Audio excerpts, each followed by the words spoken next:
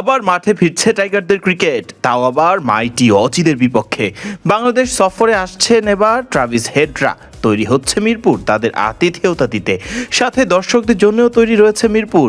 মাঠে বসে অজিদের বিপক্ষে সিরিজ জয় সুযোগ তাদের সামনে সরাসরি উপভোগ করার।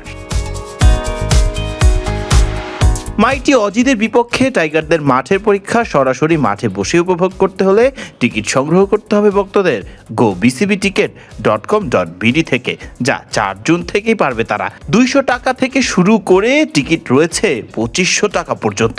নিজেদের ইচ্ছা অনুযায়ী যে কোনো স্ট্যান্ডার্ড টিকিটই সংগ্রহ করতে পারবেন তারা। তবে প্রশ্ন এখনো রয়ে যায়, কোন স্ট্যান্ডার্ড টিকিটের দাম কেমন?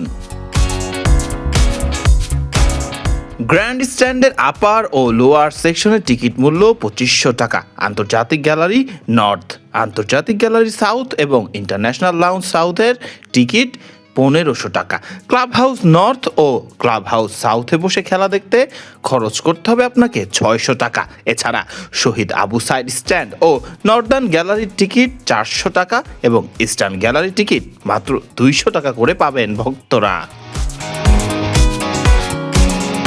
সিরিজের প্রথম ওয়ানডে অনুষ্ঠিত হবে 9 জুন, দ্বিতীয় ওয়ানডে 11 জুন এবং তৃতীয় ও শেষ ওয়ানডে 14 জুন। 3টি ম্যাচই শুরু হবে সকাল 11টায় এবং সবটি অনুষ্ঠিত হবে মিরপুরের শেরে বাংলা জাতীয় ক্রিকেট স্টেডিয়ামে।